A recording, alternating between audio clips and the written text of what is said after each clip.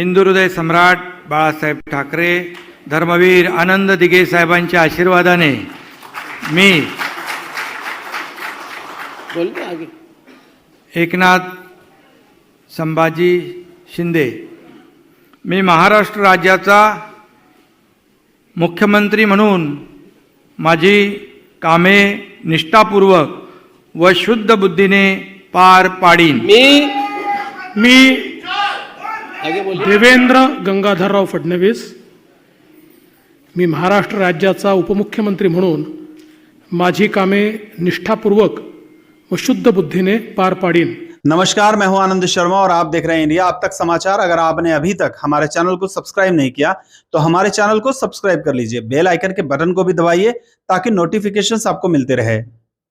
महाराष्ट्र में सत्ता संघर्ष जो इतने दिनों से चला आ रहा था वो गुरुवार को खत्म हो गया, और खत्म भी हुआ तो शिंदे सेना के खुशियों के साथ उनकी खुशी का ठिकाना नहीं था, क्योंकि एकनाथ शिंदे को भाजपा की ओर से मुख्यमंत्री की कुर्सी दे दी गई है।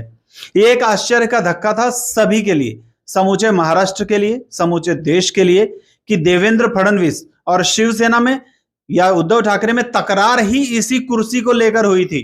तो आखिरकार इन 2.5 सालों में क्या हुआ? क्या सिर्फ शिवसेना में अंतर्गत कलह रचने के लिए एकनाथ शिंदे को मुख्यमंत्री पद का भार दे दिया गया, मुख्यमंत्री पद की कुर्सी दे दी गई? ये सवाल तमाम जनता के बीच में घूम रहा है।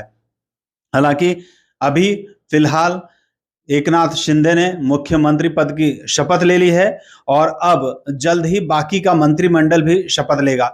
लोगों को अब यह समझ में नहीं आ रहा है कि भाजपा ने किसके साथ युति की है।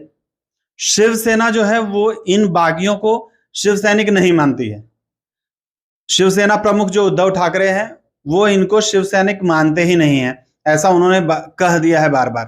हालांकि उन्होंने कहा था कि आप लोग आइए और मिलिए, आपको जो कहना हमसे कहिए, लेकिन वो शिवसेना जो है और खासकर उद्धव ठाकरे वो मन से बहुत नाराज हैं, क्योंकि शिवसैनिक ऐसा नहीं हो सकता है जो शिवसेना बाला साहब शिवसेना के जो प्रमुख है बाला साहब ठाकरे थे, उनके पुत्र को कुर्सी से खींच ले। ऐसा शिवसैनिक नहीं बाला साहब का हो सकता है।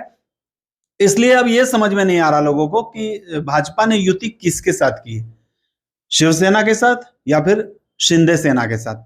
अगर शिंदे सेना के साथ की है तो उनको तो किसी दल में विलीन होना ही पड़ेगा, अलग गुट बनाना पड़ेगा। बहुत सारी राजनीति में आगे आने वाले दिनों में उलटफेर तो दिखाई देने वाली है। एक बड़ी समस्या अब अगले चुनाव में ये आएगी कि जहां जहां शिवसेना के ये लोग हैं वहां पर भाजपा अपने जो प्रतिनिधि हैं वो दे नहीं पाएगी, उम्मीदवार दे नहीं पाएगी लड़ने के लिए। तो जो लोग वहां पर काम कर रहे हैं भाजपा का इतने सालों से, वो क्या करेंगे?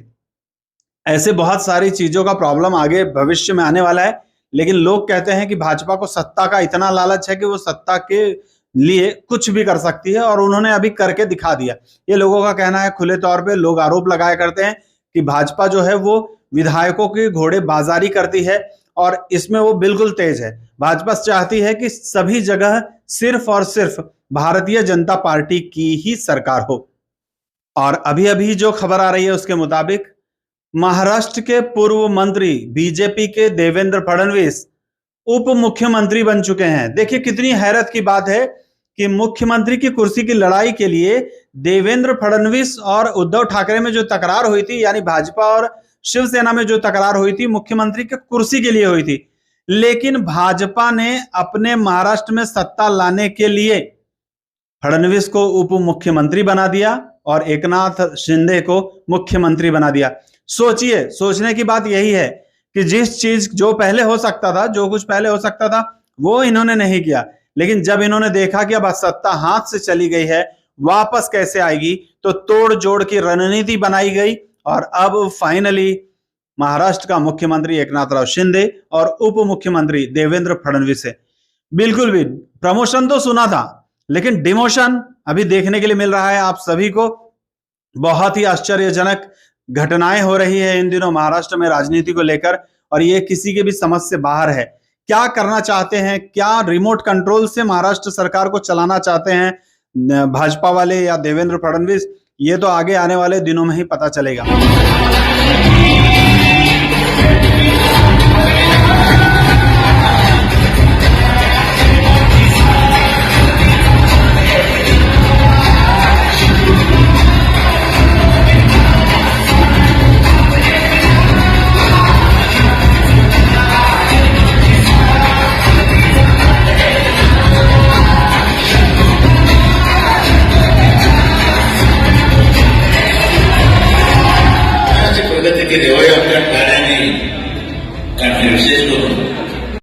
एकनाथ शिंदे के मुख्यमंत्री बनने के बाद जो बागी विधायक थे इनके साथ, उनकी खुशी का ठिकाना ही नहीं रहा है।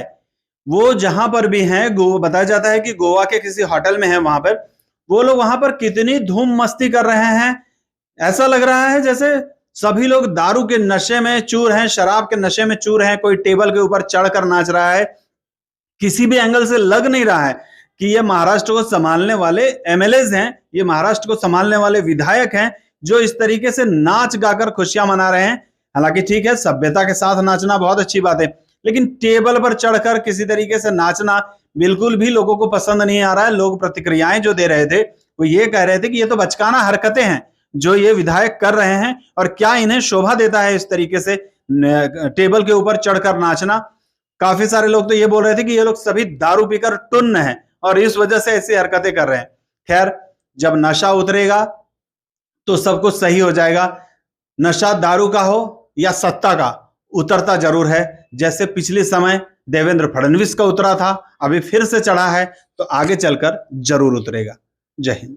आता केम्ब्रिज युनिव्हर्सिटीच्या दर्जाचं शिक्षण मिळेल आपल्या जळगाव शहरात विद्या इंग्लिश मीडियम स्कूल येथे। Cambridge knowledge program, Cambridge pre primary holistic program, coding with Tech Mahindra, Euphoria club, Vidya Kala Manch, विद्या रंगमंच व विद्या स्पोर्ट्स क्लब अशा सर्व सुविधा फक्त विद्या इंग्लिश मीडियम स्कूल या ठिकाणी। सोबतच स्पेशियस क्लासरूम व एक्सपर्ट शिक्षकांचे मार्गदर्शन। Vidya English medium school, DMart जवळ, JK park road, Jalgaon. Admission open for nursery to 10th standard.